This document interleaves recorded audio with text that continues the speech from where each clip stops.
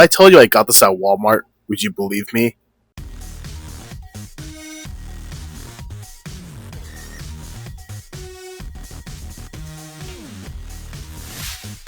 How's it going, guys? It is Plastic Disasta back with another review, and yeah, I think you guys would believe it if I show footage of me buying this kit from Walmart, but you know, it is what it is. So today, we are going to take a look at the Hg Universal Century Unicorn Gundam, the Destroy mode. Now, a couple years ago, I take a look at the Unicorn mode, and now, here we are full circle, the Destroy mode. Just a quick reminder, they are two separate kits. And if it's your first time buying it and you're asking, hey, does it transform? No.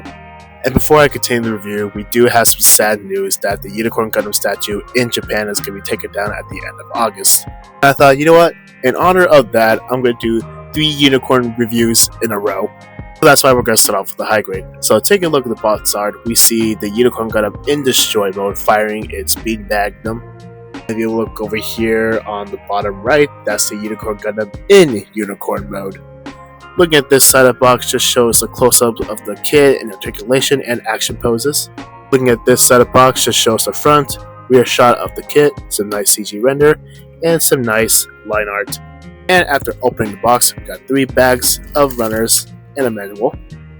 Taking a quick look at the cover of the manual, here's what the kit looks like when it's all put together and some information of the Gundam. Opening the manual just shows the information in Japanese, some close-ups, and we got a little ad of the Unicorn mode, which I already built a while ago. We also got some images from the anime as well. And speaking of the anime, I guess we got a little ad down there. Here's the pilot and his girlfriend. Checking the parts list, we are using all of them except we have a few left over polycaps. Moving to the back of the manual, we see 2 familiar images, and once again shows the close-up of the kit, a familiar CG render, and a color guide if you're planning on painting it. And funny enough, there's no color guide for the cycle frame. That is if you're cool with painting the clear parts. Starting off with runner A. For those who have a sharp eye, yes, this is the same runner as the Unicorn version, but 2 new parts are added, like this little open view thing right here, and what it looks like the eye part. Next up for the white parts, you got runner B and 2 runner C's. Runner D is going to be the last of the gray parts. Runner E is going to be the cycle frame parts. And finally, we got a polycap runner and a color correcting sticker. Okay, so that about wraps up the unboxing. Now, if you notice something funny, that there are no beam saber effect parts. I mean, come on, Bandai, that's like literally the bare minimum. But it's okay, I do have some extra beam saber effect parts lying around.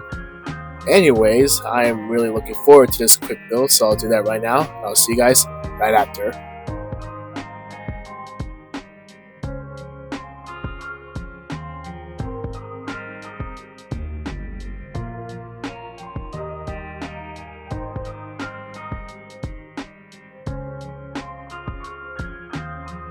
Alright, and here's the Unicorn all put together. Now, as for building experience, it's kind of a mixed bag on this one. Like, some areas is actually really fun to put together, while some, well, not so much. Like, one example, the head is on a loose ball joint because it's basically polystyrene rubbing against each other. The V-fin on the forehead is actually pretty loose.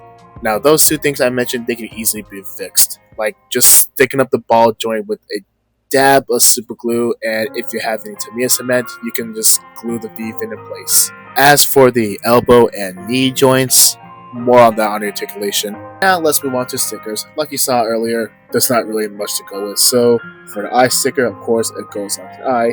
This sticker right here goes onto the forehead. These 2 white stickers, they go on top of this little red bit right here. And finally, this little sticker right here goes onto the camera of the beam rifle.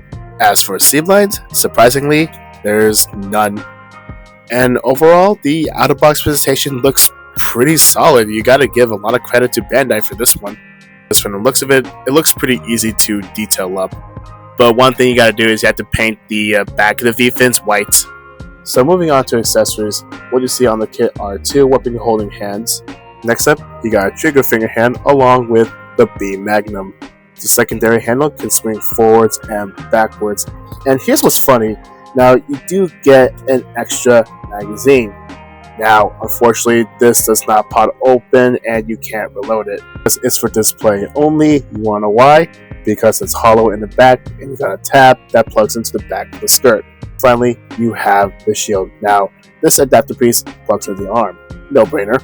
And of course, it does rotate.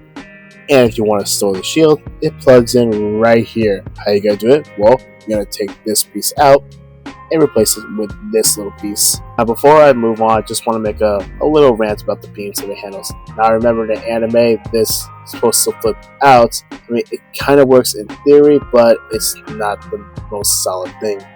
And of course, it can hold the beam saber. And again, come on, Bandai, we're asking for the bare minimum. Like, why leave out the beam saber effect parts? Now, moving on to articulation, well, actually, the overall articulation is pretty much the same thing as the unicorn version if you've seen that video. And like I said on that video, as long as you don't mess with the knees and the elbows too much, then it wouldn't pop off too easily. However, if it does, a little dab of super glue on the peg shouldn't hurt. But if there's one thing I forgot to cover on the unicorn mode, is this little waist rotation right here. So moving on to size comparisons, here it is right next to the standard size GM. Well, obviously the Unicorn Gundam is way taller than the standard size mobile suit. Next up, here it is right next to Barland Custom from the same anime, and it looks like they're about the same height. And finally, here it is right next to Optimus Prime, SD Ariel, and Lego Iron Man. So that's going to be it for the size comparisons. Let's move on to my final thoughts. So moving on to my final thoughts, and yeah, I know it's kind of funny that I'm using the unicorn to do the last shooting pose, but come on, you gotta admit, it looks pretty cool. Anyways, my final thoughts, and if you've seen my Hguc unicorn version, my thoughts and opinions carry over to destroy mode. For those who don't know, what I'm trying to say is that this kit is not so bad, but it is far from terrible. Now, believe me when I say this, when I was handling this kit, I thought it was pretty solid, but again, just don't toy around with it. It's a model kit. And you know what? Now that I think about it, I feel like this kit would be good for like those who are new to the hobby, like just to help them get out of their comfort zone, like painting it, fixing the issues, or let's say you're a builder who wants to put minimal effort on their model kits. Well, it's perfect for you too. Just paint in the little details, panel line it, top coat it, and if you want to take it a step further, tap bit of weathering. Alright, I'm about to wrap up the review here. Thank you guys so much for watching. If you're new here and you want to see more content, be sure to subscribe. Questions, concerns, comment down below. I'll see you in the next one. Yeah, I like princess and unicorns too.